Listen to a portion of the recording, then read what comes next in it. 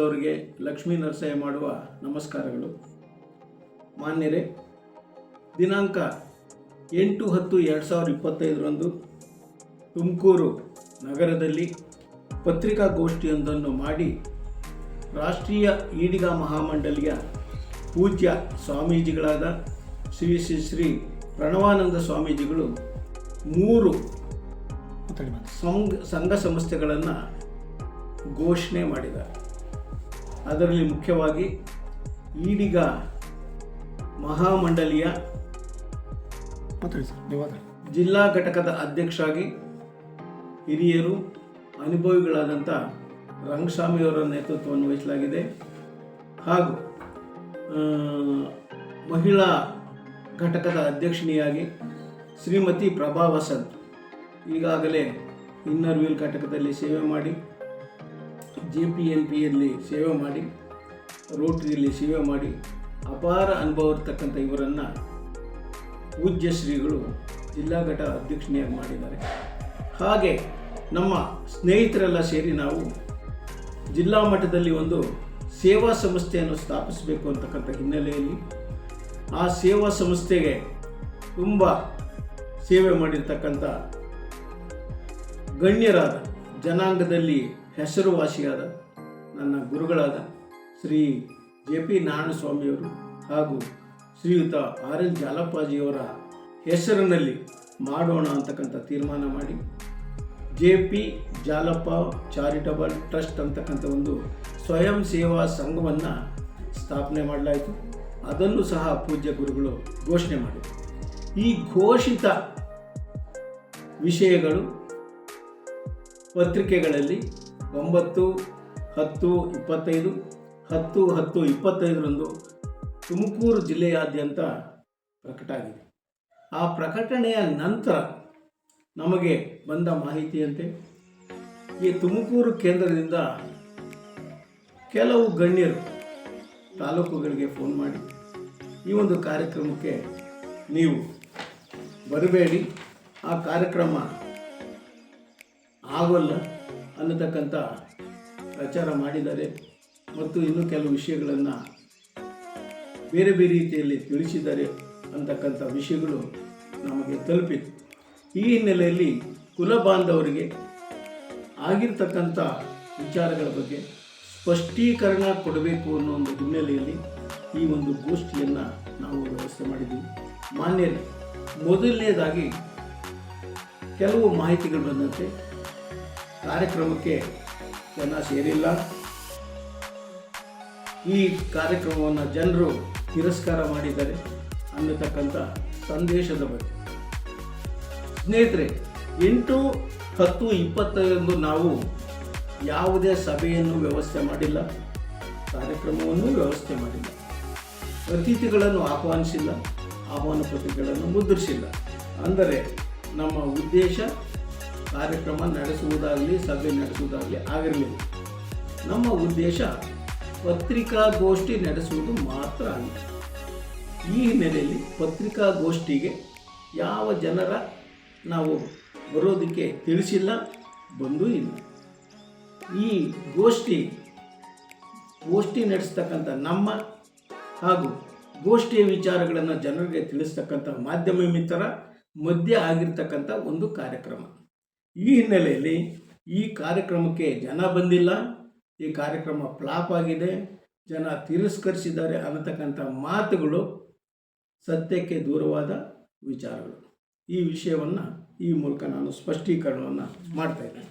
ಹಾಗೆ ಸ್ನೇಹಿತರೆ, ಮತ್ತೊಂದು ವಿಷಯ, ಜಿಲ್ಲಾ ಸಂಘವನ್ನು ಹೊಡಿತಾ ಇದ್ದಾರೆ, ಹಾಗಾಗಿ ಜನರ ಒಗ್ಗಟ್ಟು ಹೋಗ್ಬಿಡುತ್ತೆ ಅನ್ನತಕ್ಕಂಥ ಪ್ರಚಾರವೂ ಸಹ ಜಿಲ್ಲಾ ಮಟ್ಟದಿಂದ ಆಗಿದೆ ಅಂತಕ್ಕಂಥ ಮಾಹಿತಿ ನಮಗೆ ಬಂದಿದೆ.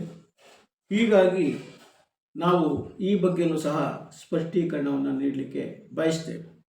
ಸ್ನೇಹಿತರೆ, ಜಿಲ್ಲಾ ಸಂಘ ನಾವೇ ಕಟ್ಟಿ ಬೆಳೆಸಿದ ಸಂಸ್ಥೆ. ಆ ಸಂಸ್ಥೆ ಬೆಳವಣಿಗೆಯೇ ನಮಗೆ ಆಸೆ. ಆ ಸಂಸ್ಥೆಯನ್ನು ಕೆಡವೋದಾಗಲಿ ಒಡೆಯೋದಾಗಲಿ ಮಾಡತಕ್ಕಂಥ ದುಸ್ಸಾಹಸಕ್ಕೆ ನಾವು ಹೋಗಲ್ಲ. ಆ ಸಂಸ್ಥೆ ತಾನಾಗಿಯೇ ಬೆಳಿಬೇಕು, ಎತ್ತರಕ್ಕೆ ಬೆಳಿಬೇಕು ಅಂತೇಳಿ ನಾವು ಆಶಿಸ್ತೀವಿ, ಹಾರೈಸ್ತೀವಿ. ಆದರೆ ಈ ಬಂದಿರತಕ್ಕಂಥ ಕೆಲವೊಂದು ಈ ವಿಷಯಗಳ ಹಿನ್ನೆಲೆಯಲ್ಲಿ ಈ ರೀತಿ ನಾನು ಸ್ಪಷ್ಟೀಕರಣ ಕೊಡ್ತಾ ಇದ್ದೇನೆ. ಸ್ನೇಹಿತರೆ, ಜಿಲ್ಲಾ ಸಂಘ ಒಂದು ಆಡಳಿತಾತ್ಮಕ ವ್ಯವಸ್ಥೆ. ನಾವು ರಾಷ್ಟ್ರೀಯ ಈಡಿಗ ಮಹಾಮಂಡಳಿ ವತಿಯಿಂದ ಮಾಡ್ತಾ ಇರತಕ್ಕಂಥ ಬ್ರಾಂಚ್ ಜಿಲ್ಲಾ ಘಟಕ ಏನಿದೆ ಅದೊಂದು ಹೋರಾಟದ ವ್ಯವಸ್ಥೆ. ಆಡಳಿತಾತ್ಮಕ ವ್ಯವಸ್ಥೆಗೂ ಹೋರಾಟದ ವ್ಯವಸ್ಥೆಗೂ ಸಂಬಂಧ ಇಲ್ಲ. ಆಡಳಿತಾತ್ಮಕ ವ್ಯವಸ್ಥೆಯಲ್ಲಿ ಎಲ್ಲ ಹಿರಿಯರು, ಗೌರವಾನ್ವಿತರು, ಜನಪ್ರತಿನಿಧಿಗಳು ಇರ್ತಾರೆ. ನಮ್ಮ ಹೋರಾಟ ಸಮಿತಿಯಲ್ಲಿ ಯುವಕರು, ಯುವ ಮುಖಂಡರು, ಮುಂದಾಳುಗಳು ಇರ್ತಾರೆ. ಹಾಗಾಗಿ ಪರಸ್ಪರರ ಸೇರಿಕೊಂಡು ಹೊಂದಾಣಿಕೆಯಲ್ಲಿ ಮಾಡ್ತಕ್ಕಂಥ ಕಾರ್ಯಕ್ರಮ ಇದಾಗಿದೆ. ಹಾಗಾಗಿ ಈ ಸಂಘವನ್ನು ಹೊಡಿತೀವಿ ಅಂತಕ್ಕಂಥ ವಿಚಾರ ಸತ್ಯಕ್ಕೆ ದೂರವಾದ ವಿಚಾರ. ಸ್ನೇಹಿತರೆ, ಇದಕ್ಕೆ ನಾನು ಕೆಲವೊಂದು ಉದಾಹರಣೆಗಳನ್ನು ಕೊಡಲಿಕ್ಕೆ ಬಯಸ್ತಾ ಇದ್ದೇನೆ. ರಾಜ್ಯ ಮಟ್ಟದಲ್ಲಿ ಕರ್ನಾಟಕ ಪ್ರದೇಶ ಆರ್ಯ ಈಡಿಗರ ಸಂಘ ಇದೆ. ಈ ಸಂಘದ ಅಂತರದಲ್ಲಿ ಅನೇಕ ಉಪಜಾತಿಗಳ ಸಂಘಗಳು ಇದ್ದಾವೆ. ಉದಾಹರಣೆಗೆ ಬಿಲ್ಲವ ಸಂಘ ಬನ್ನೇರುಘಟ್ಟದಲ್ಲಿದೆ. ವೇದ್ ಕುಮಾರ್ ಅವರು ಅದಕ್ಕೆ ಅಧ್ಯಕ್ಷರಾಗಿದ್ದಾರೆ. ಅವರು ಪ್ರತ್ಯೇಕವಾದ ಆಡಳಿತ ವ್ಯವಸ್ಥೆ ಇದೆ, ವಿದ್ಯಾರ್ಥಿ ನಿಲಯ ಇದೆ, ಕಲ್ಯಾಣ ಮಂಟಪ ಇದೆ, ವಾಣಿಜ್ಯ ಸಂಕೀರ್ಣಗಳಿದ್ದಾವೆ. ಅವ್ರ ಮಟ್ಟಿಗೆ ಅವ್ರು ಮಾಡ್ತಾ ಇದ್ದಾರೆ. ಹಾಗೆ ನಮ್ಮ ಮಹಾಲಕ್ಷ್ಮಿ ಲೇಔಟಲ್ಲಿ ನಾಮಧಾರಿ ಸಂಘ ಇದೆ, ಹಾಸ್ಟೆಲ್ ಇದೆ, ಅವ್ರ ಮಟ್ಟಿಗೆ ಅವ್ರು ಕೆಲಸ ಮಾಡ್ತಾ ಇದ್ದಾರೆ. ಹಾಗೆ ರಾಜಾಜಿನಗರದಲ್ಲಿ ದೀವ್ರ ಸಂಘ ಇದೆ, ಆಡಳಿತ ವ್ಯವಸ್ಥೆ ಇದೆ. ಈ ಎಲ್ಲ ಉಪಸಂಘಗಳು ಕೇಂದ್ರ ಸಂಘವನ್ನು ಒಡೆದಿದ್ದಾವ? ಕೇಂದ್ರ ಸಂಘಕ್ಕೆ ತೊಂದರೆ ಆಗಿದೆಯಾ? ಕೇಂದ್ರ ಸಂಘ ಆ ಸಂಘಗಳಿಗೆ ಏನಾದರೂ ನೀವು ಮಾಡಬೇಡಿ ಅಂತಕ್ಕಂಥ ವಿಚಾರವನ್ನು ತಿಳಿಸಿದಾರ? ಖಂಡಿತ ಇಲ್ಲ.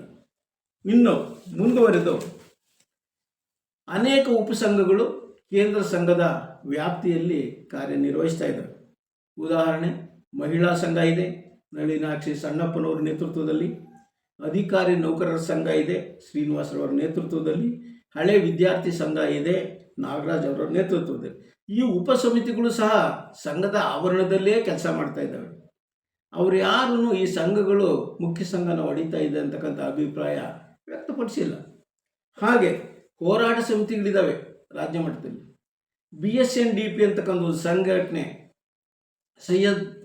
ಸೈಯದಪ್ಪ ಗುತ್ತೇದಾರ್ ಅವರ ನೇತೃತ್ವದಲ್ಲಿ ರಾಜ್ಯ ಮಟ್ಟ, ಜಿಲ್ಲಾ ಮಟ್ಟ, ತಾಲೂಕು ಮಟ್ಟಗಳಲ್ಲೂ ಸಂಘಟನೆಯನ್ನು ಅವ್ರು ಮಾಡಿದ್ದಾರೆ. ಹಾಗೆ ಶ್ರೀ ಸತ್ಯಜಿತ್ ಸುರತ್ಕಲ್ ಅಂತಕ್ಕಂಥ ಅವರ ನೇತೃತ್ವದಲ್ಲಿ SNGV ಅಂತಕ್ಕಂಥ ಒಂದು ಸಂಘ ಇದೆ. ಅವರು ಕಾರ್ಯನಿರ್ವಹಿಸ್ತಾ ಇದ್ದಾರೆ, ಹೋರಾಟ ಮಾಡ್ತಾ ಇದ್ದಾರೆ. ನಾಮಧಾರಿ ಜಿಲ್ಲಾ ಘಟಕ ಇದೆ, ಅವರೂ ಸಹ ಹೋರಾಟ ಮಾಡ್ತಾ ಇದ್ದಾರೆ, ಸಂಘಟನೆ ಮಾಡ್ತಾ ಇದ್ದಾರೆ. ದೀವರ ಸಾಂಸ್ಕೃತಿಕ ವೇದಿಕೆ ಅಂತೇಳಿ ಶಿವಮೊಗ್ಗದಲ್ಲಿದೆ. ಅವರು ಪ್ರತಿ ವರ್ಷ ಸಂಘಟಿತರಾಗ್ತಾ ಇದ್ದಾರೆ, ಕಾರ್ಯಕ್ರಮಗಳು ನಡೆಸ್ತಾ ಇದ್ದಾರೆ. ಈ ಯಾವ ಸಂಘಗಳನ್ನು ಸಹ ಕೇಂದ್ರ ಸಂಘದವರು ಕೇಂದ್ರ ಸಂಘವನ್ನು ಹೊಡಿತಾ ಇದ್ದಾರೆ ಅಂತಕ್ಕಂಥ ಅಭಿಪ್ರಾಯವನ್ನು ಎಲ್ಲೂ ವ್ಯಕ್ತಪಡಿಸಿಲ್ಲ. ಅದೇ ರೀತಿ ಸೇವಾ ವಲಯದಲ್ಲಿ ಅನೇಕ ಸಂಸ್ಥೆಗಳಿದ್ದಾವೆ. ಅಂದರೆ Shrimati Vijayalakshmi RL Jalappa education foundation ಇದೊಂದು ಸೇವಾ ಸಂಸ್ಥೆ. ಪ್ರತಿ ವರ್ಷ ಸಾವಿರಾರು ವಿದ್ಯಾರ್ಥಿಗಳಿಗೆ ವಿದ್ಯಾದಾನ ಮಾಡ್ತಾ ಇರ್ತಕ್ಕಂಥ ಪುಣ್ಯಾತ್ಮರು. ಜಾಲಪ್ಪ ಅವ್ರ ನಂತರ ಈಗ GH ನಾಗರಾಜ್ ಅವರು ಹಾಗೂ ರಾಜೇಂದ್ರ ಜಾಲಪ್ಪನವರು ವ್ಯವಸ್ಥಿತವಾಗಿ ಮುನ್ನಡೆಸ್ಕೊಂಡು ಹೋಗ್ತಾ ಇದ್ದಾರೆ. ಅದೇ ರೀತಿಯಲ್ಲಿ JP ನಾರಾಯಣಸ್ವಾಮಿಯವರ ಸುಪುತ್ರರಾದ ಶ್ರೀ JP ಸುಧಾಕರ್ ಸಾಹೇಬರು, ಅವರ ಧರ್ಮಪತ್ನಿಯಾದ ಶ್ರೀಮತಿ ಲತಾ ಸುಧಾಕರ್ ಅವರು ಶ್ರಮದಿಂದ JP ನಾರಾಯಣಸ್ವಾಮಿ ಪ್ರತಿಷ್ಠಾನ ಅಂತಕ್ಕಂಥ ಒಂದು ಪ್ರತಿಷ್ಠಾನ ಸ್ಥಾಪನೆ ಆಗಿದೆ. ಅವರೂ ಸಹ ರಾಜ್ಯ ಮಟ್ಟದಲ್ಲಿ ಇಡೀ ರಾಜ್ಯಾದ್ಯಂತ ಸೇವಾ ಕಾರ್ಯಗಳು ಮಾಡ್ತಾ ಇದ್ದಾರೆ. ಅವರು ಸಹ ಸುಮಾರು 2 ಕೋಟಿಯಷ್ಟು ಸೇವಾ ಕಾರ್ಯಗಳಿಗೆ ಉಪಯೋಗಿಸ್ತಾ ಇದ್ದಾರೆ. ಹಾಗೆ ಹಳೆ ವಿದ್ಯಾರ್ಥಿ ಸಂಘ ಅಂತ ಒಂದು ಸಂಘ, ಅವರು ಸಹ ಸುಮಾರು 25 ಚಾರಿಟಬಲ್ ಇನ್ಸ್ಟಿಟ್ಯೂಷನ್ನಿಂದ ಒಬ್ಬೊಬ್ಬರಿಂದ ಕೆಲವರು 5 ಜನರಿಗೆ ಸ್ಕಾಲರ್ಶಿಪ್ ಕೊಡ್ತಾರೆ, ಕೆಲವರು ಇಬ್ಬಿಬ್ಬರು ಕೊಡ್ತಾ ಇದ್ದಾರೆ, ಕೆಲವರು ಗೋಲ್ಡ್ ಮೆಡಲಿಸ್ಟ್ ಕೊಡ್ತಾ ಇದ್ದಾರೆ. ಈ ರೀತಿಯಲ್ಲಿ ಅವರವರ ಶಕ್ತಾನುಸಾರ ಆ ಸಂಸ್ಥೆಯ ಮೂಲಕ ಸೇವಾ ಕಾರ್ಯಗಳನ್ನು ಮಾಡ್ತಾ ಇದ್ದಾರೆ. ಈ ಎಲ್ಲ ಸೇವಾ ಕಾರ್ಯಗಳನ್ನು ಮಾಡ್ತಾ ಇರೋದ್ರಿಂದ ದೊಡ್ಡ ಸಂಘನ ಹೊಡಿತಾರೆ ಅಂತಕ್ಕಂಥ ಭಾವನೆ ಇದೆಯಾ? ಖಂಡಿತ ಇಲ್ಲ. ಯಾರೂ ಸಹ ಅವರವರ ಚಟುವಟಿಕೆಗಳಿಗೆ ಕೇಂದ್ರ ಸಂಘದವರು ಬೆಂಬಲ ಕೊಟ್ಟಿದ್ದಾರೆ ಆಗಲಿ, ಜೆ ಪಿ ನಾರಾಯಣಸ್ವಾಮಿಯವರು ಅಧ್ಯಕ್ಷ ಆದಾಗಲಿಂದ ಇವೆಲ್ಲನೂ ಬೆಳೆದುಕೊಂಡು ಬಂದಿದ್ದಾವೆ ಆಗಲಿ, ಈಗ ಸೃಷ್ಟಿತ ಇವಲ್ಲ. ಸ್ನೇಹಿತರೆ, ಈ ದಿಕ್ಕಿನಲ್ಲಿ ನಾವು ಯೋಚನೆ ಮಾಡಿದಾಗ ರಾಷ್ಟ್ರೀಯ ಈಡಿಗ ಮಹಾಮಂಡಳಿಯವರು ಸ್ಥಾಪಿಸ್ತಾ ಇರತಕ್ಕಂಥ ಈ ಹೋರಾಟದ ಸಮಿತಿಗಳು ಜಿಲ್ಲಾ ಸಂಘಕ್ಕೆ ಯಾವತ್ತೂ ಪ್ರತಿಸ್ಪರ್ಧಿ ಅಲ್ಲ, ಯಾವತ್ತೂ ಹೊಡೆಯತಕ್ಕಂಥ ಕೆಲಸ ಮಾಡ್ತಾ ಇಲ್ಲ. ಅವು ನೇರವಾಗಿ ಹೋರಾಟದ ಮೂಲಕ ಜನರನ್ನು ತಲುಪುವಂಥ ಕೆಲಸ ಮಾಡ್ತಾ ಇದೆ. ಈಗಾಗಲೇ ಆ ಸಂಘಟನೆಯವರು ರಾಜ್ಯಾದ್ಯಂತ ಉತ್ತರ ಕರ್ನಾಟಕದ ಸುಮಾರು 15 ಜಿಲ್ಲೆಗಳಲ್ಲಿ ಜಿಲ್ಲಾ ಸಂಘಗಳನ್ನು ಕಟ್ಟಿದ್ದಾರೆ, ತಾಲೂಕು ಸಂಘಗಳನ್ನು ಕಟ್ಟಿದ್ದಾರೆ. ಎಲ್ಲಿಯೂ ಇಂತಹ ಪ್ರತಿರೋಧ ಹಾಗೂ ಈ ಅಪನಂಬಿಕೆಯ ಮಾತುಗಳನ್ನು ಎಲ್ಲೂ ಯಾರೂ ಆಡಿಲ್ಲ. ನಾನೇ ಕೊಪ್ಪಳಕ್ಕೆ ಮೊನ್ನೆ ಹೋಗಿದ್ದೆ. ಶ್ರೀನಾಥ್ ದಣಿಗಳು, ನಾನು, ಪ್ರಣವಾನಂದ ಸ್ವಾಮೀಜಿಗಳು ಒಂದು ದೊಡ್ಡ ಕಾರ್ಯಕ್ರಮ ಮಾಡಿದ್ವಿ. ಜಿಲ್ಲಾ ಸಂಘದ ಅಧ್ಯಕ್ಷ ಮುಂದೆ ನಿಂತು ನಮ್ಮನ್ನೆಲ್ಲ ಆಹ್ವಾನ ಮಾಡಿ ಸರ್ ಒಳ್ಳೆಯದಾಗಲಿ, ಜನಾಂಗಕ್ಕೆ ಒಳ್ಳೆಯದಾಗುತ್ತೆ ಅಂತಕ್ಕಂಥ ವಿಚಾರದಲ್ಲಿ ಬೆಂಬಲವನ್ನು ವ್ಯಕ್ತಪಡಿಸಿದರು. ಅದೇ ರೀತಿ ಮೊನ್ನೆ ಚಿತ್ರದುರ್ಗದ ಪಿಲಾಜನಹಳ್ಳಿಯಲ್ಲಿ ಒಂದು ಸಭೆಯನ್ನು ಮಾಡಿದ್ವಿ. ಅಲ್ಲಿ ತಾಲೂಕು ಸಂಘದ ಅಧ್ಯಕ್ಷರು, ಪುರಸಭಾ ಅಧ್ಯಕ್ಷರು, ನಮ್ಮ ಕರ್ನಾಟಕ ಪ್ರದೇಶ ಆರ್ಯ ಈಡಿಗರ ಸಂಘದ ಇಸಿ ಸದಸ್ಯರು ಭಾಗವಹಿಸಿದರು.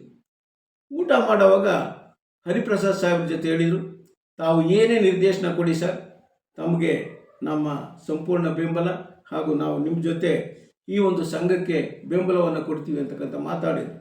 ಹೀಗೆ ಯಾರೇ ಆಗಲಿ ನಾವು ಮಾಡ್ತಾ ಇರ್ತಕ್ಕಂಥ ಕಾರ್ಯವನ್ನು ಬೇಡ ಅಂತ ಇಲ್ಲ, ಮಾಡ್ತಾ ಇದ್ದಾರೆ. ಸ್ನೇಹಿತರೆ, ಈ ಕಾರ್ಯಕ್ರಮ ಯಾಕೆ ಮಾಡ್ತಾ ಇದ್ದಾರೆ ಅನ್ನೋದ್ರ ಬಗ್ಗೆ ತಮಗೆ ಕೆಲವೊಂದು ಸ್ಪಷ್ಟೀಕರಣ ಕೊಡ್ತಿದ್ವಿ. ಬಿ ಕೆ ಹರಿಪ್ರಸಾದ್ ಅವರ ನೇತೃತ್ವದಲ್ಲಿ, ಶ್ರೀನಾಥ್ ದಣಿಗಳ ನೇತೃತ್ವದಲ್ಲಿ, ಕೋಟಾ ಶ್ರೀನಿವಾಸ್ ಪೂಜೆ ಅವರ ನೇತೃತ್ವದಲ್ಲಿ, ಸತೀಶ್ ಗುತ್ತೇದಾರ್ ಅವರ ನೇತೃತ್ವದಲ್ಲಿ, ಮಾಲಿಕೆ ಗುತ್ತೇದಾರ್ ಅವರ ನೇತೃತ್ವದಲ್ಲಿ ಹಲವಾರು ರಾಜ್ಯ ಮಟ್ಟದ ರಾಜಕಾರಣಿಗಳ ನೇತೃತ್ವದಲ್ಲಿ ಈ ಒಂದು ಈಡಿಗರ ಮಹಾಮಂಡಳಿಯ ಕಾರ್ಯಚಟುವಟಿಕೆಗಳು ಶ್ರೀ ಶ್ರೀ ಪ್ರಣವಾನಂದ ಸ್ವಾಮೀಜಿಗಳ ಮೂಲಕ ರಾಜ್ಯಾದ್ಯಂತ ನಡೀತಾ ಇದೆ. ಪ್ರಥಮವಾಗಿ ನಾವು ಪ್ಯಾಲೇಸ್ನ ಅರಮನೆಯಲ್ಲಿ ಒಂದು ಚಿಂತನ ಮಂಥನ ಕಾರ್ಯಕ್ರಮವನ್ನು ಫೆಬ್ರವರಿಯಲ್ಲಿ ಮಾಡಿದ್ವಿ. ಬಿ ಕೆ ಹರಿಪ್ರಸಾದ್ರವರ ನೇತೃತ್ವದಲ್ಲೇ ಮಾಡಿದ್ವಿ. ಆ ಸಂದರ್ಭದಲ್ಲಿ ಬಿ ಕೆ ಹರಿಪ್ರಸಾದ್ ಅವರು ಮಾತನಾಡ್ತಾ ಹೇಳಿದರು, ಸಂಘಟಿತರಾಗಬೇಕು, ಸಂಘಟನೆಯ ಮೂಲಕ ನಮ್ಮ ಜನಾಂಗಕ್ಕೆ ಬೇಕಾದ ಸೌಲಭ್ಯಗಳನ್ನು, ಹಕ್ಕುಗಳನ್ನು, ಅಧಿಕಾರಗಳನ್ನು ನಾವು ಪಡ್ಕೋಬೇಕು. ಹಾಗಾಗಿ ನಾವು ರಾಜ್ಯಾದ್ಯಂತ ಸಂಘಟನೆಯ ಹೋರಾಟ ಮಾಡ್ತೀವಿ ಅಂತಕ್ಕಂಥ ಮಾಹಿತಿಯನ್ನು ಬಿ ಕೆ ಹರಿಪ್ರಸಾದ್ ಅವರು ಸಭೆಯಲ್ಲಿ ಉಚ್ಚರಿಸಿದರು. ಇದರ ಮುಂಚೂಣಿಯಾಗಿ ಲಕ್ಷ್ಮೀನರಸಯ್ಯ ಮತ್ತು ಪ್ರಣವಾನಂದ ಶ್ರೀಗಳನ್ನ ಬಿಡ್ತಾ ಇದ್ದೀನಿ ಅಂತಕ್ಕಂಥ ಮಾತನ್ನು ಆ ಸಂದರ್ಭದಲ್ಲಿ ಉಚ್ಚರಿಸಿದರು. ಇದರ ಸಲುವಾಗಿ ನಾವು ಎಲ್ಲ ಕಡೆ ಚಿಂತನ ಮಂಥನ ಸಭೆಗಳನ್ನು ಮಾಡ್ತಾ ಇದ್ದೀವಿ, ಸಂಘಗಳನ್ನು ಕಟ್ತಾ ಇದ್ದೀವಿ, ಹೋರಾಟದ ಮೂಲಕ ಈ ಕಾರ್ಯಕ್ರಮಗಳನ್ನು ಮಾಡಬೇಕು ಅಂತಕ್ಕಂಥ ಹೊಸ ಒಂದು ಯೋಜನೆಯನ್ನು ರೂಪಿಸಿದ್ದೀವಿ. ಸ್ನೇಹಿತರೆ, ಪ್ರಣವಾನಂದ ಸ್ವಾಮೀಜಿಗಳು ನಮ್ಮ ಸಮಾಜಕ್ಕೆ ಬಂದ ನಂತರ ಅವರ ಹೋರಾಟದ ಫಲ ಏನಾಗಿದೆ ಅನ್ನೋದ್ರ ಬಗ್ಗೆ ತಮ್ಮ ಗಮನಕ್ಕೆ ಹಲವಾರು ವಿಷಯಗಳನ್ನು ತರಲಿಕ್ಕೆ ಬಯಸ್ತಿದ್ದೇನೆ. ಸ್ನೇಹಿತರೆ, ಪ್ರಣವಾನಂದ ಶ್ರೀಗಳು ಫೆಬ್ರವರಿ 2023ರಲ್ಲಿ ಮಂಗಳೂರಿನಿಂದ ಬೆಂಗಳೂರಿಗೆ ಸುಮಾರು 658 ಕಿಲೋಮೀಟರ್ ಪಾದಯಾತ್ರೆಯನ್ನು ಮಾಡಿದರು. ನಮ್ಮ ತುಮಕೂರು ಜಿಲ್ಲೆಯ ಮೂಲಕವೇ ಬೆಂಗಳೂರಿಗೆ ಪ್ರಯಾಣ ಮಾಡಿಸಿದರು.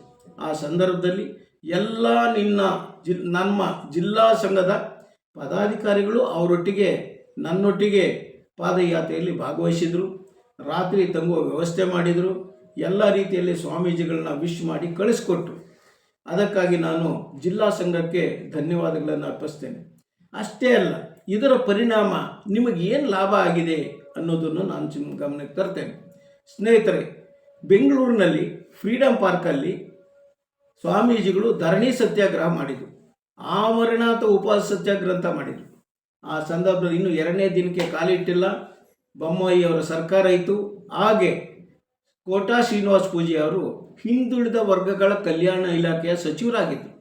ಅವರೇ ಫ್ರೀಡಂ ಪಾರ್ಕಿಗೆ ಬಂದು ಸ್ವಾಮೀಜಿಗಳಲ್ಲಿ ಮನವಿ ಮಾಡಿ, ಸ್ವಾಮೀಜಿ ನೀವು 16 ಬೇಡಿಕೆಗಳನ್ನ ಇಟ್ಟಿದ್ದೀರ, ಸರ್ಕಾರ ಒಂದೇ ಸರಿ ಇವನ್ನು ಬಗೆಹರಿಸಲಿಕ್ಕಾಗಲ್ಲ, ಕೇವಲ ಯಾವುದಾದ್ರೂ 2 ಬೇಡಿಕೆಗಳನ್ನು ತಿಳಿಸಿ ಮುಖ್ಯಮಂತ್ರಿಗಳು ಒಪ್ಪಿದ್ದಾರೆ, ಇನ್ನು 2-3 ದಿನದಲ್ಲಿ ನಾವು ಆದೇಶ ಪತ್ರವನ್ನು ನಿಮಗೆ ತಲುಪಿಸ್ತೀವಿ, ಅದರಲ್ಲಿ ಆಯ್ಕೆ ಮಾಡಿ ಎಂದಾಗ ಪ್ರಣವಾನಂದ ಶ್ರೀಗಳು ಆಯ್ಕೆ ಮಾಡಿದ್ದು ಮೊದಲನೇದಾಗಿ ಈಡಿಗ ಅಭಿವೃದ್ಧಿ ನಿಗಮದ ಸ್ಥಾಪನೆ ಆಗಬೇಕು, ಎರಡನೇದಾಗಿ ಕುಲಶಾಸ್ತ್ರೀಯ ಅಧ್ಯಯನ ಆಗಬೇಕು. ಈ ಎರಡನ್ನು ಆಯ್ಕೆ ಮಾಡಿದಾಗ ಇನ್ನು 3ರಲ್ಲಿ ನಿಮಗೆ ಆದೇಶ ತಂದು ಕೊಡ್ತೀವಿ ಅಂತ ಹೇಳಿಬಿಟ್ಟು ಈಡಿಗ ಅಭಿವೃದ್ಧಿ ನಿಗಮ ಕುಲಶಾಸ್ತ್ರೀಯ ಅಧ್ಯಯನದ ಆದೇಶವನ್ನು ಸ್ವಾಮೀಜಿಗಳಿಗೆ ತಲುಪಿಸಿದರು. ಸ್ವಾಮೀಜಿಗೆ ತಲುಪಿಸಿದ ನಂತರ ವಾಟ್ಸಪ್ಪಲ್ಲಿ ಫೇಸ್ಬುಕ್ಕಲ್ಲಿ ಎಲ್ಲರಿಗೂ ಈ ಮಾಹಿತಿ ಸ್ಪ್ರೆಡ್ ಆಯಿತು. ಈ ಒಂದು ಸಾಧನೆ ಯಾವುದೇ ವರ್ಗಕ್ಕೆ ಅಥವಾ ಯಾವುದೇ ಒಂದು ಜಿಲ್ಲೆಗೆ ಸೀಮಿತ ಅಲ್ಲ, ಅಖಿಲ ಕರ್ನಾಟಕದ ಪ್ರತಿಯೊಬ್ಬರಿಗೂ ಸೇರಿದಕ್ಕಂಥ ಅಂಶಗಳು. ಈಗ ಇಡೀ ಅಭಿವೃದ್ಧಿ ನಿಗಮಕ್ಕೆ ಮಂಜುನಾಥ ಪೂಜಾರಿ ಅಂತಕ್ಕಂಥವರು ಅಧ್ಯಕ್ಷರಾಗಿ ನೇಮಕ ಆಗಿದ್ದಾರೆ. ಅವರು ಇವತ್ತು ಒಳ್ಳೆಯ ಕೆಲಸಗಳನ್ನು ಮಾಡಲಿಕ್ಕೆ ಪ್ರಾರಂಭ ಮಾಡ್ತಾ ಇದ್ದಾರೆ. ಅದೇ ರೀತಿ ಕುಲಶಾಸ್ತ್ರೀಯ ಅಧ್ಯಯನವನ್ನು ಮಾಡಲಿಕ್ಕೆ ಆದೇಶ ಆದಂತೆ ಯಾರನ್ನು ನೇಮಕ ಮಾಡಬೇಕು ಅಂತಕ್ಕಂಥ ವಿಚಾರ ಬಂದಾಗ ಕೇಂದ್ರ ಸಂಘದಲ್ಲಿ ಈ ವಿಷಯ ಚರ್ಚೆ ಆಯಿತು. ನನ್ನ ಅಭಿಪ್ರಾಯವನ್ನು ಕೇಳಿದರು. ನನ್ನ ಅಭಿಪ್ರಾಯ ಕೇಳಿದಾಗ ನಾನು ಡಾಕ್ಟರ್ ಶಿವಚಿತ್ತಪ್ಪ ಅವರನ್ನು ನೇಮಕ ಮಾಡಿ ಅಂತಕ್ಕಂಥ ಸಲಹೆ ಕೊಟ್ಟೆ. ಡಾಕ್ಟರ್ ಶಿವಚಿತ್ತಪ್ಪರ ನೇಮಕವನ್ನು ಮಾಡಿ ದೇವರಾಜ ಅರಸು ಸಂಶೋಧನಾ ಸಂಸ್ಥೆಗೆ ಹೋದಾಗ ಅವರು ಪ್ರೊಫೆಸರ್ ಶಿವಚಿತ್ತಪ್ಪ ಅವರು ಅರ್ಥಶಾಸ್ತ್ರ ಪ್ರವೀಣರು, ಅವರು ಇದಕ್ಕೆ ಬರಲ್ಲ, ಕುಲಶಾಸ್ತ್ರೀಯ ಅಧ್ಯಯನ ಮಾಡಲಿಕ್ಕೆ ಸೈಕಾಲಜಿ ಸೋಷಾಲಜಿ ಪರಿಣಿತರು ಬೇಕು, ಹಾಗಾಗಿ ಇದೆಲ್ಲ ಬೇರೆಯವ್ರನ್ನ ನೇಮಕ ಮಾಡಿಕೊಡಿ ಎಂದಾಗ, ತಾವೇ ಸಲಹೆ ಕೊಡಿ ಎಂದಾಗ ಆಗ್ತಾನೆ ವಿಶ್ವಕರ್ಮ ಜನಾಂಗದ ಕುಲಶಾಸ್ತ್ರೀಯ ಅಧ್ಯಯನ ಮಾಡ್ತಾ ಇದ್ದಾಗ ಪ್ರೊಫೆಸರ್ ನಂಜುಂಡಿಯವರನ್ನು ಅವರು ಪ್ರಪೋಸ್ ಮಾಡಿದರು. ಈ ವಿಚಾರವನ್ನು ಕೇಂದ್ರ ಸಂಘದ ಕಾರ್ಯದರ್ಶಿಗಳು ನನಗೆ ಫೋನ್ ಮಾಡಿ ಸರ್ ಹಿಂಗೆ ಇವರು ಹೇಳ್ತಾ ಇದ್ದಾರೆ, ಅವರು ಎಲಿಜಿಬಲ್ ಬರಲ್ಲ ಅಂತ ಏನು ಮಾಡೋಣ ಅಂತ. ಇಲ್ಲ, ನಂಜುಂಡಿಯವ್ರನ್ನೇ ನೀವು ಅಂತಿಮ ಮಾಡಿ ಅಂತಕ್ಕಂಥ ಮಾಹಿತಿಯನ್ನು ನೀಡಿ ಕೊನೆಗೆ ನಂಜುಂಡಿಯವ್ರನ್ನ ಅಂತಿಮ ಮಾಡಲಾಯಿತು. ಈಗ ನಂಜುಂಡಿಯವರು ಇಡೀ ರಾಜ್ಯಾದ್ಯಂತ ಕುಲಶಾಸ್ತ್ರೀಯ ಅಧ್ಯಯನ ಮಾಡಲಿಕ್ಕೆ ಜಿಲ್ಲಾವಾರು ಪ್ರವಾಸವನ್ನು ಮಾಡ್ತಾ ಇದ್ದಾರೆ. ಮೊನ್ನೆ ತಾನೇ ತುಮಕೂರು ಜಿಲ್ಲೆಯಲ್ಲಿ ಅವರ ಶಿಷ್ಯರು ಬಂದು ಕುಲಶಾಸ್ತ್ರೀಯ ಅಧ್ಯಯನದ ಬಗ್ಗೆ ಮಾಹಿತಿಯನ್ನು ಸಂಗ್ರಹಿಸಿದ್ದಾರೆ. ನನಗೆ ನಿಧಾನವಾಗಿ ವಿಷಯ ತಿಳಿತು. 3 ಗಂಟೆ ಮೇಲೆ ವಿಷಯ ತಿಳಿದಿದ್ದಕ್ಕೆ ನಾನು, ಏನು ಸ್ವಾಮಿ ನೀವು ನನ್ನ ಗಮನಕ್ಕೆ ತರದಲ್ಲಿ ಇದು ಮಾಡಿದ್ದೀರಾ, ನಾನು ಹಲವಾರು ವಿಷಯಗಳನ್ನು ನಿಮಗೆ ಕೊಡಬೇಕು ಅಂತ ಇದ್ದೆ ನಮ್ಮ ಜನಾಂಗದ ಬಗ್ಗೆ, ಈಗ ಹೇಗೆ ಮಾಡಬೇಕು ಅಂತೇಳಿ ಮತ್ತೆಯನ್ನು ಕೇಳಿದೆ. ಅದಕ್ಕೆ ನಂಜುಂಡಿಯವರು ಹೇಳಿದರು, ಇಲ್ಲ ಸರ್, ನಾವು ಒಂದೊಂದು ಜಿಲ್ಲೆಗೆ 4-5 ಅಗತ್ಯ ಬಿದ್ದ 6 ಜನೂ ಬರ್ತೀವಿ, ಎಲ್ಲ ವರ್ಗದವರಿಂದ ಮಾಹಿತಿ ಸಂಗ್ರಹಿಸ್ತೀವಿ, ತಾವು ಯಾವುದಾದ್ರು ಒಂದು ಡೇಟ್ ಹೇಳಿ ಸರ್, ನಾನು ಕಳಿಸ್ಕೊಡ್ತೀನಿ ಅಂತಕ್ಕಂಥ ಅಭಿಪ್ರಾಯ ಹೇಳಿದರು. ನಾನು ಹೇಳಿದೆ, ಇಲ್ಲ ಸ್ವಾಮಿ, ನಿಮ್ಮ ಶಿಷ್ಯರನ್ನು ಕಳಿಸ್ಕೊಡೋದಕ್ಕೆ ನಾನು ಒಪ್ಪಲ್ಲ, ನೀವೇ ಬರಬೇಕು, ನಮ್ಮ ಸಂಪೂರ್ಣ ಮಾಹಿತಿಯನ್ನು ನೀವು ಸಂಗ್ರಹಿಸಬೇಕು, ಆ ಸಂಗ್ರಹಿಸುವ ಮೂಲ ನಮ್ಮ ಜನಾಂಗಕ್ಕೆ ಅನುಕೂಲ ಮಾಡಬೇಕು ಅಂತಕ್ಕಂಥ ಮನವಿಯನ್ನು ಅವರಲ್ಲಿ ಮಾಡಿದೆ. ಅವರೇ ಖುದ್ದಾಗಿ ಬರ್ತೀವಿ, ಇದರಲ್ಲಿ ಭಾಗವಹಿಸ್ತೀವಿ ಅಂತಕ್ಕಂಥ ಅಭಿಪ್ರಾಯವನ್ನು ಕೊಟ್ಟಿದ್ದಾರೆ. ಅವರು ಬರ್ತಾರೆ. ಅವರು ಬಂದ ಮೇಲೆ ನಾವು ಇನ್ನಷ್ಟು ಮಾಹಿತಿಯನ್ನು ಸಂಗ್ರಹಿಸಿ ಕೊಡೋಣ ಅನ್ನತಕ್ಕಂಥ ಅಭಿಪ್ರಾಯವನ್ನು ಹೇಳ್ತಾ, ತಾವುಗಳೆಲ್ಲರೂ ಇದರಲ್ಲಿ ಭಾಗವಹಿಸಬೇಕು, ನಿಮ್ಮ ಅಭಿಪ್ರಾಯವನ್ನು ಕೊಡಬೇಕು ಅಂತಕ್ಕಂಥ ಇನ್ನೂ ಹೆಚ್ಚಿನ ಮಾಹಿತಿಯನ್ನು ಕೊಡಬೇಕು ಅಂತೇಳಿ ತಮ್ಮೆಲ್ಲರಲ್ಲಿ ನಾನು ಮನವಿಯನ್ನು ಮಾಡ್ತೀನಿ. ಸ್ನೇಹಿತರೆ, ಇದಾದ ಮೇಲೆ ಸ್ವಾಮೀಜಿಗಳು ಅನೇಕ ಬಡಪರ ಹೋರಾಟಗಳನ್ನು ಮಾಡಿದ್ದಾರೆ. ಉದಾಹರಣೆ, ಅಂಕೋಲಾದ ಹತ್ತಿರ ಗುಡ್ಡ ಕುಸಿದು 12 ಕುಟುಂಬಗಳು ಭೂ ಸಮಾಧಿ ಆದವು. ಆಗ 11 ಕುಟುಂಬಗಳಲ್ಲಿ 7 ಕುಟುಂಬಗಳು ಈಡಿಗಳು. ಆ 7 ಕುಟುಂಬಗಳ ವಿರುದ್ಧ ಯಾರೂ ಆಶಯಕ್ಕೆ ಹೋಗಲಿಲ್ಲ ಅವರ ಪರವಾಗಿ. ಆಗ ಪ್ರಣವಾನಂದ ಶ್ರೀಗಳು ಸ್ಪಾಟ್ಗೆ ಹೋಗಿ ಸ್ಪಾಟಲ್ಲೇ ಸತ್ಯಾಗ್ರಹ ಮಾಡಿ, ಧರಣಿ ಮಾಡಿ, SP ಅವ್ರಿಗೆ ಕಂಪ್ಲೇಂಟ್ ಮಾಡಿ ಅವರಿಗೆ ಕೂಡಲೇ ಪರಿಹಾರ ಕೊಡಬೇಕು ಅಂತೇಳಿ ಡೆಲ್ಲಿಗೆ ಹೋಗಿ ನಿತಿನ್ ಗಡ್ಕರಿ ಅವರನ್ನು ಭೇಟಿ ಮಾಡಿ, HD ಕುಮಾರಸ್ವಾಮಿ ಅವರನ್ನು ಭೇಟಿ ಮಾಡಿ ಪರಿಹಾರಕ್ಕೆ ಒತ್ತಾಯ ಮಾಡಿ, ಕೊನೆಗೂ ರಾಜ್ಯ ಸರ್ಕಾರದಿಂದ ಕೇಂದ್ರ ಸರ್ಕಾರದಿಂದ ಹಣದ ರೂಪದಲ್ಲಿ ಪರಿಹಾರವನ್ನು ಕೊಡಿಸಿದರು. ಅಷ್ಟಕ್ಕೆ ಬಿಡದ ಸ್ವಾಮೀಜಿಗಳು ಅವ್ರಿಗೆ ಇನ್ನೂ ಹೆಚ್ಚಿನ ಪರಿಹಾರ ಬೇಕಂದಾಗ ಅವುಗಳ ಕುಟುಂಬಗಳ 4 ಸದಸ್ಯರಿಗೆ ಸರ್ಕಾರಿ ಉದ್ಯೋಗವನ್ನು ಕೊಡಿಸಿದರು. ಇಷ್ಟಾದ ಮೇಲೆ ಏನು ರಸ್ತೆ ಕಾಮಗಾರಿ ಮಾಡಿದ್ರಲ್ಲ ಫರ್ಮು, ಅವರನ್ನು ಬಿಡದೆ ಅವ್ರ ಮುಂದೆ ಮತ್ತೊಂದು ಕೇಸನ್ನು ದಾಖಲಿಸಿ ಪ್ರತಿ ಕುಟುಂಬಕ್ಕೆ 1 ಕೋಟಿ ರೂಪಾಯಿ ಕೊಡಲೇಬೇಕು ಅಂತಕ್ಕಂಥ ಒತ್ತಾಯವನ್ನು ಮಾಡಿದರು. ಅದು ಕೇಸು ಚಾಲನೆಯಲ್ಲಿದೆ. ಇವತ್ತೆಲ್ಲ ನಾಳೆ ಪರಿಹಾರ ಸಿಕ್ಕುವ ಭರವಸೆಯಲ್ಲಿ. ಸ್ನೇಹಿತರೆ, ಇದಾದ ನಂತರ ಅಧಿಕಾರಿಗಳ ರಕ್ಷಣೆಗಾಗಿಯೂ ಪ್ರಣವಾನಂದ ಶ್ರೀಗಳು ಮುಂದಿದ್ದಾರೆ. ಉದಾಹರಣೆ, ಭದ್ರಾವತಿಯಲ್ಲಿ ಗಣಿ ಇಲಾಖೆಯಲ್ಲಿ ಅಧಿಕಾರಿ ಆಗಿರುವ ಶ್ರೀಮತಿ ಜ್ಯೋತಿ ಅನ್ನುವವರಿಗೆ ಅಲ್ಲಿನ ಶಾಸಕರ ಪುತ್ರರು ಅವಾಚ್ಯ ಶಬ್ದಗಳಿಂದ ನಿಂದಿಸಿ ಜನರೆದುರು ಅವಮಾನಿರುವ ಸುದ್ದಿ ಪತ್ರಿಕೆಗಳಲ್ಲಿ ಪ್ರಕಟ ಆಯಿತು. ಪ್ರಕಟ ಆದ ತಕ್ಷಣ ಸ್ವಾಮೀಜಿಗಳು ಅವರ ಮನೆಗೆ ತೆರಳಿ ಅವರಿಗೆ ಸಾಂತ್ವನ ಹೇಳಿ SP ಅವ್ರನ್ನ ಭೇಟಿ ಮಾಡಿ ಅದರ ನ್ಯಾಯಕ್ಕಾಗಿ ಒತ್ತಾಯ ಮಾಡಿ ಅವರಿಗೆ ಪರಿಹಾರ ಕೊಡಿಸ್ತಕ್ಕಂಥ, ಇನ್ನು ಮುಂದೆ ಆ ಥರ ಆಗದಂತೆ ಎಚ್ಚರ ವಹಿಸ್ತಕ್ಕಂಥ ಅಭಿಪ್ರಾಯ ಮಾಡಿ. ಹೀಗಾಗಿ ಸ್ವಾಮೀಜಿಯವರು ಮಹಿಳೆಯರ ಪರವಾಗಿಯೂ ಹೋರಾಟವನ್ನು ಮಾಡಿದ್ದಾರೆ. ಮತ್ತು ನಮ್ಮ ಜನಾಂಗದ ಬೇಡಿಕೆಗಳಿಗಾಗಿ ಸರ್ಕಾರಕ್ಕೆ ಒತ್ತಾಯಿಸಲು ಜನವರಿ 6ರಿಂದ ಮತ್ತೊಮ್ಮೆ ಗುಲ್ಬರ್ಗಾದಿಂದ ಬೆಂಗಳೂರಿಗೆ ಪಾದಯಾತ್ರೆ ಮಾಡಿಸುವ ಯೋಜನೆಯನ್ನು ರೂಪಿಸಿದ್ದಾರೆ. ಅದು ಸಹ ನಡೆದು ಕನಿಷ್ಠ ಅದರಲ್ಲಿ 2 ಬೇಡಿಕೆಗಳಾದರೂ ಈಡೇರಿಸ್ಕೋಬೇಕು ಅಂತಕ್ಕಂಥ ನಿರ್ಣಯದಲ್ಲಿ ಸ್ವಾಮೀಜಿಗಳಿದ್ದಾರೆ. ಅವರ ಆ ಸದಾಶೆ ಯಶಸ್ವಿಯಾಗಲಿ ಅಂತೇಳಿ ಕೋರ್ತಾ, ಸ್ನೇಹಿತರೆ, ಈ ಎಲ್ಲ ಅಂಶಗಳನ್ನು ನಿಮ್ಮ ಗಮನಕ್ಕೆ ತಂದಿದ್ದು ನಾನು ಯಾಕೆ ಅಂದರೆ, ಪ್ರಣವಾನಂದ ಶ್ರೀಗಳು ಮಾಡ್ತಾ ಇರತಕ್ಕಂಥ ಈ ಸಂಘಟನಾ ಕಾರ್ಯಕ್ರಮಗಳಿಗೆ ನಿಮ್ಮ ಬೆಂಬಲ ಬೇಕು. ಜನಾಂಗ ಸಂಘಟನೆ ಆಗಬೇಕು, ಹೋರಾಟ ಆಗಬೇಕು, ಹೋರಾಟದ ವಿಷಯಗಳು ಚರ್ಚೆ ಆಗಬೇಕು, ಅನುಕೂಲ ಆಗಿದೆ ಇಲ್ಲ ಅನ್ನೋದ್ರ ಬಗ್ಗೆನೂ ಚರ್ಚೆ ಆಗಬೇಕು. ಆ ರೀತಿಯಲ್ಲಿ ನಮಗೆ ಒಬ್ಬ ಹೋರಾಟದ ಸಮಿತಿಯ ಅಗತ್ಯವನ್ನು ತಾವೆಲ್ಲರೂ ಮನಗಾಣಬೇಕು. ಅವರ ಈ ಹೋರಾಟದ ಕಮಿಟಿಗಳಿಗೆ ತಾವೆಲ್ಲ ಬೆಂಬಲಿಸಬೇಕು ಅಂತ ಈ ಸಂದರ್ಭದಲ್ಲಿ ಮನವಿ ಮಾಡ್ತೇನೆ. ಸ್ನೇಹಿತರೆ, ಇಷ್ಟೇ ಅಲ್ಲ, ಶ್ರೀಯುತ BK ಹರಿಪ್ರಸಾದ್ ಅವರು ನಮ್ಮ ಜನಾಂಗ ಕಂಡ ಸಹೃದಯಿ ರಾಜಕಾರಣಿಗಳು. ಇಡೀ ರಾಜ್ಯಾದ್ಯಂತ ಅವರ 19 ವರ್ಷಗಳ ರಾಜ್ಯಸಭಾ ಸದಸ್ಯತ್ವದಲ್ಲಿ ಯಾವುದೇ ಜಿಲ್ಲೆಯವರು, ಯಾವುದೇ ತಾಲೂಕಿನವರು ವಿದ್ಯಾರ್ಥಿ ನಿಲಯ ಕಟ್ಟಲಿಕ್ಕೆ, ಸಮುದಾಯ ಭವನ ಕಟ್ಟಲಿಕ್ಕೆ ಆರ್ಥಿಕ ನೆರವನ್ನು ಕೋರಿದಾಗ ಯಾರಿಗೂ ಅವರಿಲ್ಲ ಅಂದಿಲ್ಲ. ಪ್ರತಿಯೊಬ್ಬರಿಗೂ 5 ಲಕ್ಷದಿಂದ 25 ಲಕ್ಷದವರೆಗೆ ಅವರ ಮಿತಿಯಲ್ಲಿ ಸಹಾಯಧನವನ್ನು ಮಾಡಿದ್ದಾರೆ. ಅಷ್ಟೇ ಅಲ್ಲ, ಸೋಲೂರಲ್ಲಿ ಕಟ್ಟಿರ್ತಕ್ಕಂಥ ಆ 3 ಅಂತಸ್ತಿನ ಮಹಡಿಗೆ 1 ಕೋಟಿ ರೂಪಾಯಿ ಅನುದಾನವನ್ನು ಅವರು ಕೊಟ್ಟಿದ್ದಾರೆ. ಇಷ್ಟೇ ಅಲ್ಲ, ತುಮಕೂರಿನಲ್ಲಿ ಕಟ್ಟಿರ್ತಕ್ಕಂಥ ಮಹಿಳಾ ಸಂಘಕ್ಕೆ, ಮಹಿಳಾ ಹಾಸ್ಟೆಲ್ಗೆ ಅವರ ಕೊಡುಗೆಯೂ ಸೇರಿದೆ. ಸ್ನೇಹಿತರೆ, ಇವೆಲ್ಲ ನಾವು ಅರ್ಥ ಮಾಡ್ಕೋಬೇಕು. ನಮ್ಮ ಜನಾಂಗಕ್ಕೆ ಸಹಾಯ ಮಾಡ್ತಕ್ಕಂಥವ್ರು ಯಾರು, ಸಹಾಯ ಮಾಡದೇ ಇರ್ತಕ್ಕಂಥವ್ರು ಯಾರು, ಹೆಸರಿಗೆ ಇರ್ತಕ್ಕಂಥವ್ರು ಯಾರು, ಬರೀ ಕಾಲ ದೂಡ್ತಾ ಇರ್ತಕ್ಕಂಥವ್ರು ಯಾರು, ಇದರ ಬಗ್ಗೆ ತಾವೆಲ್ಲ ದಯವಿಟ್ಟು ಯೋಚಿಸಿ, ಚಿಂತಿಸಿ ನಮ್ಮ ಜನಾಂಗದ ಅಭಿವೃದ್ಧಿ ಆಗಬೇಕು. ಇವತ್ತು ನಮ್ಮ ಜನಾಂಗ ರಾಜ್ಯದಲ್ಲೇ ಇತರೆ ಹಿಂದುಳಿದ ಜನಾಂಗಗಳ ಉದಾಹರಣೆ ಮಡಿವಾಳರು, ದೇವಾಂಗ, ಸವಿತಾ, ಬಡಗನಾಡು, ವಿಶ್ವಕರ್ಮ ಮುಂತಾದ ಎಲ್ಲ ಜನಾಂಗಗಳಿಗಿಂತ ಸೌಲಭ್ಯ ಪಡೆಯುವ ವಿಚಾರದಲ್ಲಿ ಬಹಳ ಹಿಂದುಳಿದಿದೆ. ಅದು ಸರ್ಕಾರಿ ಸೌಲಭ್ಯ ಇರ್ಬೋದು, ಜನಾಂಗದ ಸೌಲಭ್ಯ ಇರ್ಬೋದು. ಈ ವಿಚಾರದಲ್ಲಿ ನಾವು ಹೆಚ್ಚು ಹೆಚ್ಚು ಜನರನ್ನು ಉತ್ತೇಜಿಸುವ ಮೂಲಕ, ಈ ವಿಚಾರಗಳನ್ನು ಜನರಿಗೆ ಮನದಟ್ಟು ಮಾಡುವ ಮೂಲಕ, ಯುವಕರನ್ನು ಈ ಕಾರ್ಯಕ್ಕೆ ಬಳಸಿಕೊಳ್ಳುವ ಮೂಲಕ ಅವರಿಂದ ಜನಾಂಗಕ್ಕೆ ಲಾಭ ಮಾಡ್ತಕ್ಕಂಥ ಅವಶ್ಯಕತೆ ತೀರಾ ಇದೆ. ನಮ್ಮ ಮುಂದಿನ ಜನಾಂಗದ ಭವಿಷ್ಯದಿಂದ ಇದು ಅನಿವಾರ್ಯ ಕೂಡ. ಸೊ ಸ್ನೇಹಿತರೆ, ಈ ಕಾರ್ಯಕ್ಕೆ ನಾನು ತಮ್ಮೆಲ್ಲರ ಬೆಂಬಲವನ್ನು ಬಯಸ್ತಾ ಇದ್ದೀನಿ. ಹೀಗೆ ಹರಿಪ್ರಸಾದ್ರವರು ಮಾಡಿರ್ತಕ್ಕಂಥ ಬಹಳಷ್ಟು ಕಾರ್ಯಗಳಿದ್ದಾವೆ. ವಿಧಾನ ಪರಿಷತ್ನಲ್ಲಿ ಈಡಿಗರ ಪರವಾಗಿ ಕುಲಕಸುಬು ಕಳಕೊಂಡವರಿಗೆ ನೀವು ಸಹಾಯ ಮಾಡಬೇಕು ಅನ್ನೋ ದಿಕ್ಕಿನಲ್ಲಿ ದೊಡ್ಡ ಆರ್ಭಟವನ್ನೇ ಮಾಡಿದರು. ಆಗ ಆ ಆರ್ಭಟ ಹೇಗಿತ್ತು ಅಂತಂದರೆ, ಸ್ವಾಮಿ,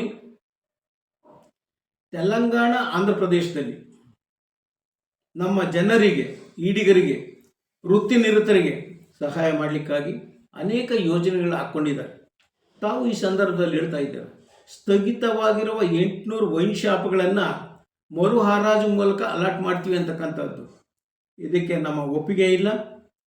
ಅದರಲ್ಲಿ 50% ಈಡಿಗರಿಗೆ ಕೊಡಬೇಕು. ಇದನ್ನು ಬೇಕಾಗಿದ್ದರೆ ನೀವು ತೆಲಂಗಾಣ, ಆಂಧ್ರ ಪ್ರದೇಶ ಸರ್ಕಾರಗಳನ್ನು ನೋಡಿ ಅನುಷ್ಠಾನ ಮಾಡಿ ಅಂತಕ್ಕಂಥ ವಿಚಾರವನ್ನು ಪ್ರಸ್ತಾಪ ಮಾಡಿದರು.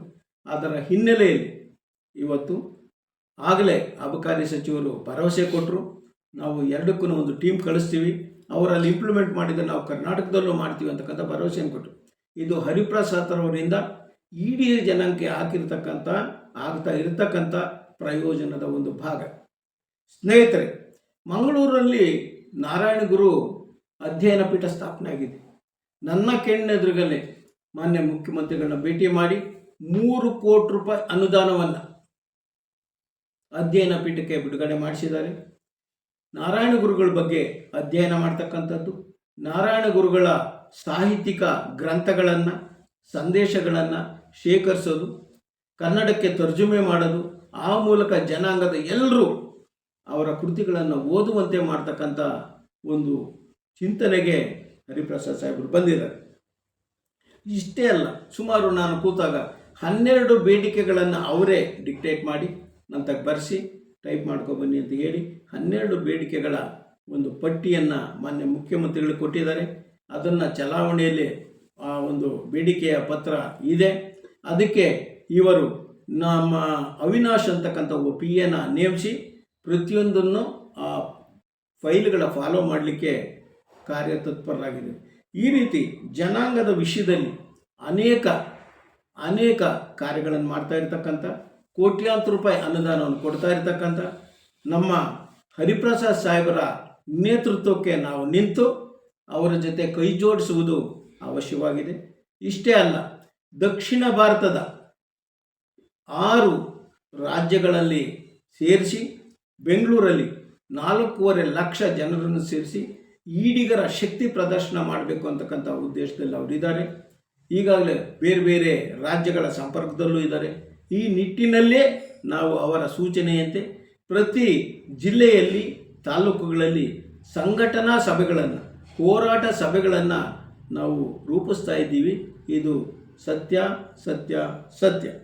ಇಂಥ ಮಹಾನುಭಾವರ ವಿಷಯಗಳನ್ನು ತಮಗೆ ತರ್ತಾ, ಸ್ನೇಹಿತರೆ, ನಾನು ಈ ಒಂದು ಹೇಳಿಕೆ ಕೊಡ್ತಾ ಇರ್ತಕ್ಕಂಥದ್ದು ಯಾವುದೇ ದುರುದ್ದೇಶದಿಂದ ಅಲ್ಲ, ವಾಸ್ತವ ಸ್ಥಿತಿಯನ್ನು ತಮಗೆ ತಿಳಿಸ್ಲಿಕ್ಕಾಗಿ ಮಾಡಿದ್ದೇನೆ.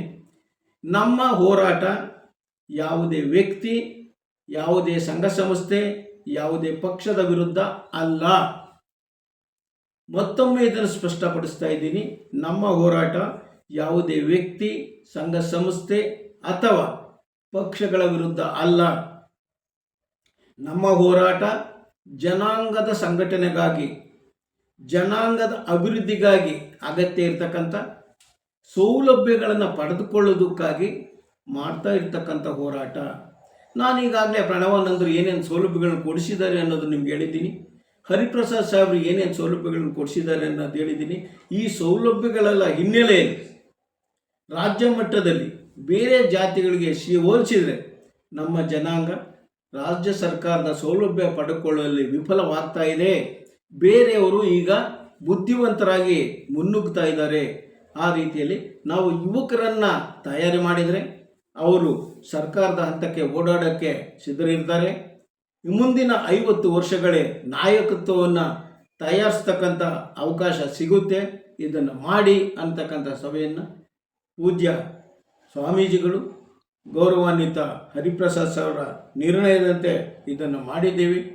ಇದಿಷ್ಟೇ ಅಲ್ಲದೆ ನಾವು JP ಜಾಲಪಾಸ್ ಚಾರಿಟಬಲ್ ಟ್ರಸ್ಟನ್ನು ಮಾಡಿರ್ತಕ್ಕಂಥ ಉದ್ದೇಶ ಇಷ್ಟೇ. ನಮ್ಮ ರಾಜ್ಯ ಕಂಡ ಮಹಾನ್ ವ್ಯಕ್ತಿಗಳಲ್ಲಿ JP ಸಾಹೇಬರು, ಜಾಲಪ್ಪ ಸಾಹೇಬರು ಅತಿ ಗಣ್ಯರು.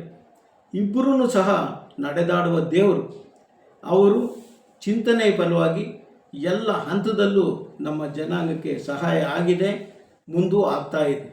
ಇಂತಹ ಚಿಂತನೆಗಳಿರ್ತಕ್ಕಂಥ ವ್ಯಕ್ತಿಗಳ ಹೆಸರಿನಲ್ಲಿ JP ಜಾಲಪ್ಪ ಚಾರಿಟಬಲ್ ಟ್ರಸ್ಟ್ ಅಂತ ಇಟ್ಟಾಗ ಅವರ ಹೆಸರು ನಮ್ಮ ಜಿಲ್ಲೆಯಲ್ಲಿ ಚಿರಸ್ಥಾಯಿ ಆಗಬೇಕು.